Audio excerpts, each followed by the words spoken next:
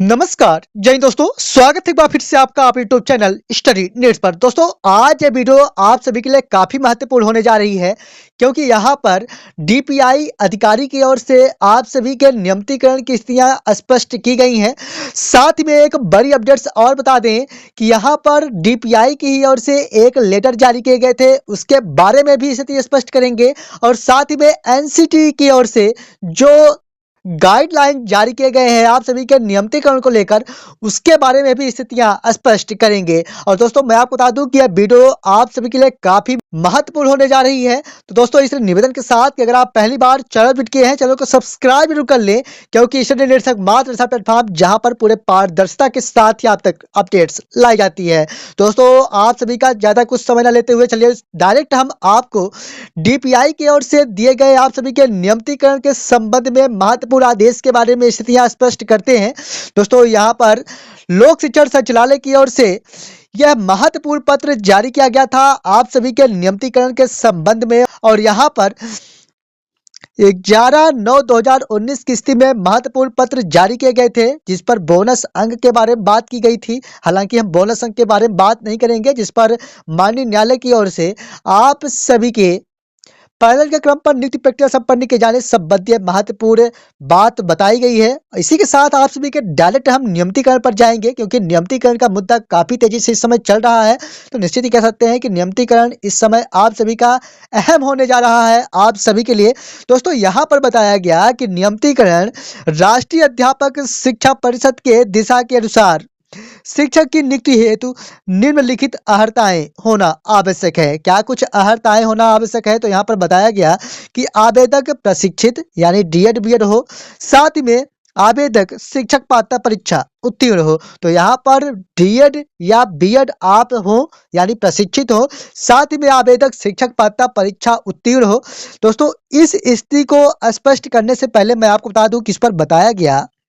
कि युक्त अर्हताएं निर्धारित होने के कारण आदित्य शिक्षकों को नियमित करने हेतु शिक्षक के पद सीधे नियुक्त दिया जाना संभव नहीं है। यानी आपके पास यही कुछ अर्हताएं हैं जो होना कंपलसरी है, कुछ इस प्रकार से आवश्यक बताया गया है। दोस्तों मैं आपको बता दूं कि इस पर कार्य अनुभव आप अपने तरफ से जोड़ लीजिएगा, क्योंकि अगर आपके पास कार्य अनुभव है तो ही यह दो स्थितियां ऐसी हैं, यानी आपके पास प्रशिक्षित और साथ ही में पात्रता परीक्षा उत्तीर्ण, तभी आपको वैलिड किया जाएगा। अगर आपके पास कार्य अनुभव नहीं है तो आपका इस प्रकार से नियमितीकरण संभव नहीं है। तो यहाँ पर नियमितीकरण के लिए तीन चीजें, जैसा कि हम हर एक वीडियो के साथ आपके साथ चर्चा करते आ रहे हैं, जिस पर आपके पास प्रशिक्षित यानी डीएड बीएड हो, साथ में आपके पास पात्रता परीक्षा उत्तीर्ण हो और साथ में कार्य अनुभव हो, क्योंकि कार्य अनुभव के आधार पर ही इन दोनों चीजों का लाभ आपको मिलने जा रहा है। अब दोस्तों यहाँ पर नियमितीकरण के बारे में स्थितियां स्पष्ट करते हुए बताया गया कि राष्ट्रीय अध्यापक शिक्षा परिषद यानी एनसीटीई की ओर से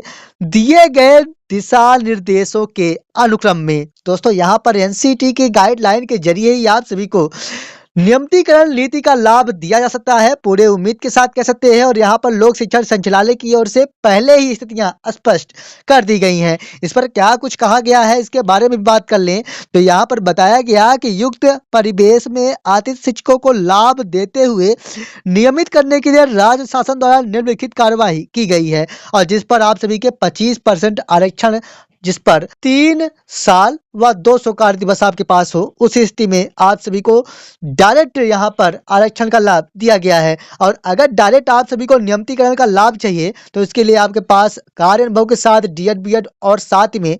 शिक्षक पात्रता परीक्षा उत्तीर्ण होना कंपलसरी है। कुछ इस प्रकार से लोक शिक्षण संचालय की ओर से इस पत्र में उल्लेखित किया गया है। दोस्तों इस पत्र को ऐड करने का मूल उद्देश्य यही है कि हम लगातार आपसे कहते आ रहे हैं कि आपके पास पात्रता परीक्षा स्कोर कार्ड होना कंपलसरी है, जिस पर आप उत्तीर्ण हो, और साथ में आपके पास डीएड बीएड होना कंपलसरी है, साथ में आपके पास कार्य अनुभव जो कि मिनिमम 3 सालों का हो, तभी आपको नियमितीकरण का लाभ मिल सकता है। इस पर भी आप सभी की लगातार टिप्पणियां देखने को मिलती है कि इस प्रकार से अभी तक कोई भी आदेश जारी नहीं किए गए हैं। तो दोस्तों मैं आपको बता दूं कि यहाँ पर इससे संबंधित एक और अहम अपडेट्स देखने को मिलती है आपके नियमितीकरण संबंधी, और जिस पर डीपीआई अधिकारी के द्वारा ही बताया जाता है कि आप सभी के नियमितीकरण के प्रस्ताव पर कार्य चल रहे हैं, और साथ ही में इनके द्वारा यह भी कहा गया कि एनसीटी के दायरे में ही आप सभी के नियमितीकरण दिया जा सकता है। यानी उनके द्वारा यह कहा गया कि एक प्रस्ताव अंतर्गत एक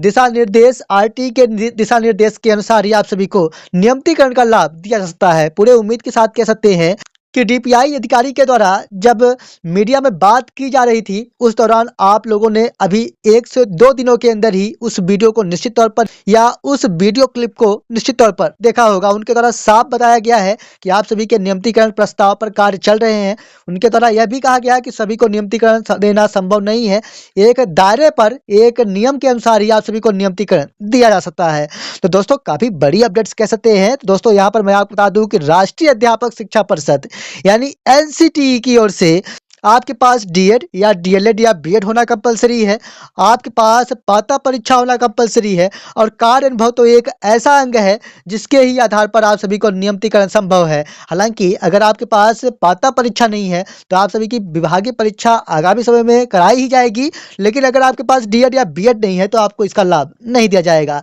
तो काफी बड़ी अपडेट्स कह सकते हैं आप सभी के नियमितीकरण को लेकर कि आप सभी के नियमितीकरण के प्रस्ताव पर कार्य चल रहा है और पूरे उम्मीद के साथ यह भी कह सकते हैं कि लोकसभा चुनाव के पहले ही आपको एक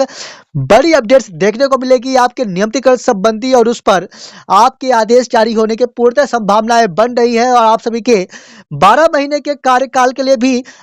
नियम बनाए जा रहे हैं और उसके लिए भी आदेश जारी होने की पूर्णतः संभावनाएं बन रही हैं। और जैसा कि आप जानते हैं कि स्टडी नीड्स एक मात्र ऐसा प्लेटफॉर्म जहां पर आप तक सही अपडेट सही समय पर ही लाई जाती है। इसलिए निवेदन के साथ कि अगर आप पहली बार चैनल विजिट किए हैं, चैनल को सब्सक्राइब जरूर कर लें। इस वीडियो के साथ आप सभी का ज्यादा कुछ समय नहीं लेंगे, लेकिन निश्चित ही कह सकते हैं कि यह वीडियो आपके लिए काफी महत्वपूर्ण योगदान देने जा रहा है, क्योंकि यहाँ पर पूरे प्रमाण के साथ स्थितियां स्पष्ट की गई हैं कि आखिरकार आगामी समय में आप सभी को किस आधार पर नियमितीकरण का लाभ दिया जा सकता है और आप सभी के पात्रता परीक्षा उत्तीर्ण स्कोर कार्ड को पोर्टल पर भी अपडेट किया जा चुका है। पूरे उम्मीद के साथ कि इस वीडियो के साथ आप निराश नहीं हुए होंगे, इसलिए निवेदन के साथ कि अगर आप पहली बार चैनल विजिट किए हैं, चैनल को सब्सक्राइब जरूर कर लें ताकि सही अपडेट सही समय पर आप तक पहुंचती रहे। मिलेंगे एक और नई वीडियो के साथ, तब तक के लिए धन्यवाद।